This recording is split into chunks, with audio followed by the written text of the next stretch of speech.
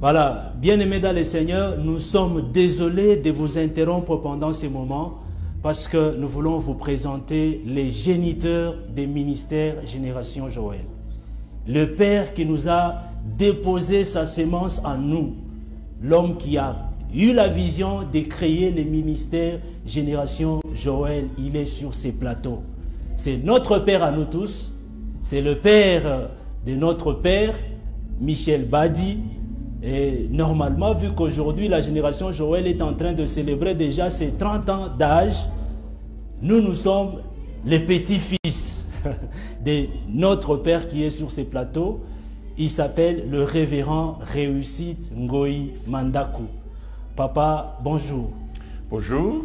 C'est avec beaucoup de révérence que nous vous recevons sur ces plateaux de la Doxa Revival.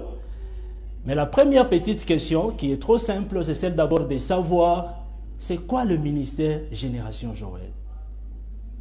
Ministère Génération Joël dit que c'est quoi? C'est quand même, c'est pas une question simple. Nous sommes un ministère d'appoint aux églises. Ok. Bien sûr que nous sommes aussi une part de l'église, mais notre travail, c'est d'appointer, mais il y a une chose que nous devons savoir, c'est que nous avons une vision, comme les autres églises ont aussi des visions, et nous sommes en train de poursuivre cette vision. Alléluia. Il y a quelqu'un qui nous a posé une question sur Internet. Il m'a dit, Pasteur Daniel, expliquez-nous d'abord, quel est le secret de Papa Mandakou? Papa Mandakou a commencé les ministères, comme tous les autres pasteurs qui commencent aussi les ministères. Maintenant, qu'est-ce qui a fait? C'est que lui, Papa Mandakou, tienne toujours la vision des ministères. Ce n'est pas comme les pasteurs là, qui nous suit en direct. Lui a commencé avec la vision des ministères, mais aujourd'hui, ces ministères se sont déjà transformés, ou il a transformé les ministères en église. C'est quoi le secret que Papa Mandakou avait de concevoir la vision et de tenir la vision jusqu'à aujourd'hui, 30 ans? Bon, le secret, c'est le travail, hein? Et puis, nous n'avons pas souvent la manière ou l'habitude de nous comparer à d'autres églises ou à d'autres ministères, mais bon, nous disons que chacun a sa vision et il faut être persévérant dans ce à quoi le Seigneur vous a appelé. Il y a des gens, bon, suite aux persécutions, devant certains défis, ils ont cédé au diable, mais nous avons été persévérants, perspicaces, tenaces, jusqu'à aujourd'hui que nous puissions arriver même au 30e anniversaire. C'est pas que nous n'avons pas été sollicités pour faire autre chose. D'autant plus que l'Église n'est pas plus grande que le ministère et le ministère n'est pas plus grand que l'Église. Tous nous faisons partie du corps de Christ. Parce qu'il y a des gens qui estiment qu'un jour nous serons élevés et nous allons devenir une Église. Rien à faire, nous n'allons pas devenir une église parce que l'église est plus grande que nous. Nous, tous nous faisons l'œuvre de Dieu, chacun dans son champ, comme Paul le dit, chacun respecte ses limites, c'est tout. Chacun respecte ses limites. Révérend, nous voyons vos enfants, Pasteur Michel Badi, les prophètes héritiers Grace Mousseba, les prophètes Joe Grace, l'apôtre Josué Chibanda, les pasteurs Moussoumadi, beaucoup d'hommes de Dieu là-bas, nous les voyons, ce sont vos enfants. Mais on a compris que chacun est presque dans son domaine. Chacun travaille, malgré que chacun possède une sémence de vous, mais on sent que chacun a sa particularité. C'est quoi au fait, qu'est-ce qu'il y a à faire, à communiquer dans vos enfants? On ne voit pas la photocopie de vous, mais on voit que chacun est dans son couloir, chacun est dans son... C'est quoi au juste? Mais au fait, la chose qu'il faut vraiment savoir, c'est nous avons pris beaucoup de temps pour former les enfants de Dieu, pour former les serviteurs de Dieu. Alléluia. Vous savez, à un enfant, quand vous jetez du lait, vous ne savez pas ce qui va entrer dans sa bouche. Donc, il y a peut-être une partie de lait qui va tomber sur le nez, une autre partie sur la tête, tout ça. Mais quand vous mettez le biberon, vous êtes au moins sûr que l'enfant a consommé le biberon. C'est-à-dire que le système de formation que nous avons, c'est ça qui fait la différence entre l'église locale et nous. La différence, c'est que l'église travaille pour que le pasteur se fasse voir, que le pasteur soit béni, pour que le pasteur c'est vraiment le berger, et le diable dit frappez le berger et les brebis seront dispersées parce qu'il connaît ce qu'il faut faire. Mais nous avons utilisé la méthode de Christ. il vous est avantageux que je m'en aille. Si je ne pars pas, le consolateur ne viendra Il pas. ne viendra pas. C'est-à-dire que le Seigneur a travaillé sur ses fidèles et travaillé sur les apôtres de manière à ce qu'eux croissent. Parce qu'ils sentaient sa mort, ils sentaient son départ prochain. Alors nous formons les autres, nous faisons ce qu'on appelle la pyramide renversée. Okay. C'est-à-dire que moi je suis en bas, et j'aide les autres à devenir grands, d'autant plus que je ne leur donne pas de ministère, je ne leur donne pas des dons. Mais je travaille sur les dons que le Seigneur leur a donnés, parce que l'entraîneur ne donne pas des talents aux joueurs, mais il travaille sur les talents que les joueurs ont. Donc il y a des gens qui pensent que je peux, en les encadrant, je vais leur donner le ministère. Je vais trouver où?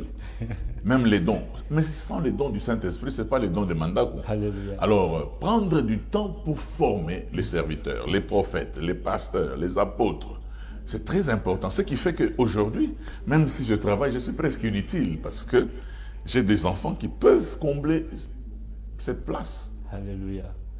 Le pasteur réussit Tingoï Mandakou sur ces plateaux. C'est lui le mari de notre mère, Maman Irène Moulobe Kitenge Mandakou. La maman qui prêche là avec puissance, avec onction, avec dynamique. Maintenant, papa, qu'est-ce que vous avez communiqué? Bon, c'est sûr que vous nous avez déjà répondu dans la question précédente. Maintenant, qu'est-ce que vous avez communiqué à Maman Irène Mandakou? Parce que je vois même une personne nous poser la question en ligne. Elle dit, on sent que Maman Irène prêche mieux que les pères. C'est une question qui nous relaxe un peu, mais je souhaite que vous-même, vous puissiez vous exprimer par rapport à ça. Bon, moi je ne suis pas en train de faire un concours avec quelqu'un. Vous savez, un père ne se bat pas avec ses enfants. Maman Irène, c'est mon enfant. Alléluia. Vous savez, quand vous avez un enfant, il ne faut pas vous comparer à votre père parce qu'il devient ipso facto le grand-père.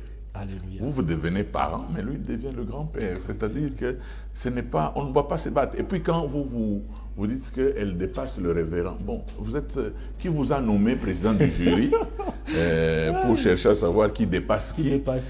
Peut-être je peux donner un enseignement qui ne t'édifie pas, mais qui édifie les autres. Tout comme je suis en train de...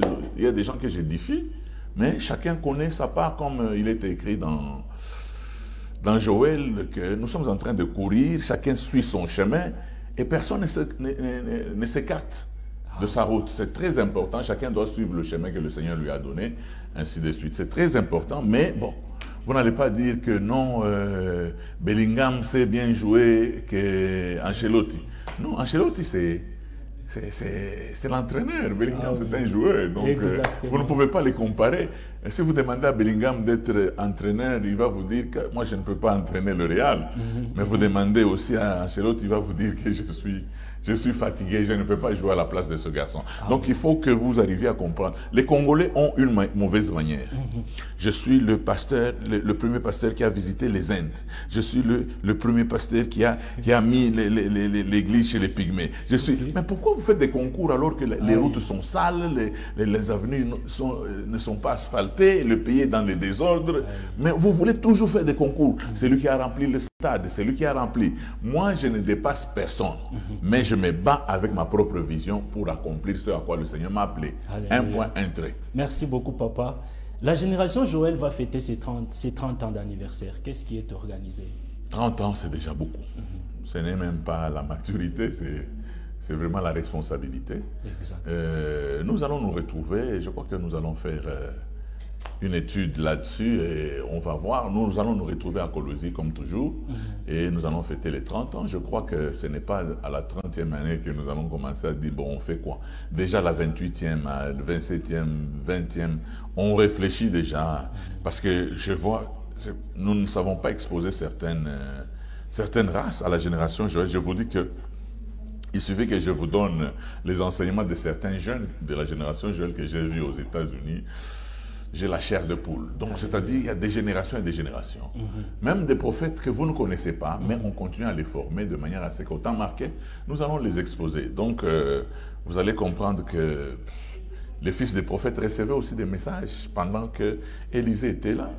Ils avaient aussi certains messages Mais au temps marqué, il leur a été donné de pouvoir aussi travailler comme Élisée, ainsi de suite. C'est ça qui est plus important. Donc, il y a des serviteurs de Dieu peut-être qui ne vont pas exposer, mais qui sont bons.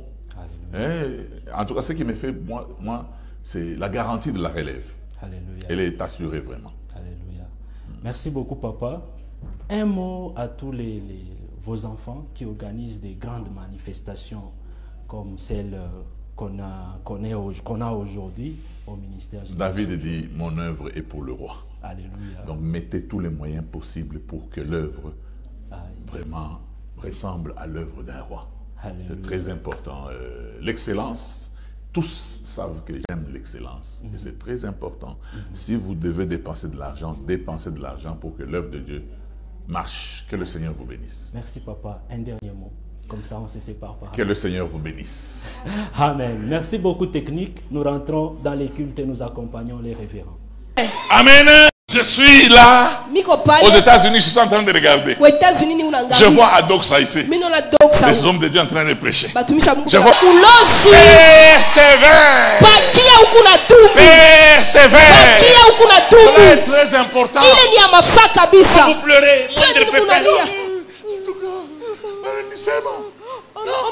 moi, du 4 au 11, nous avons convaincu. Nous allons prier pour que le Seigneur nous soutienne.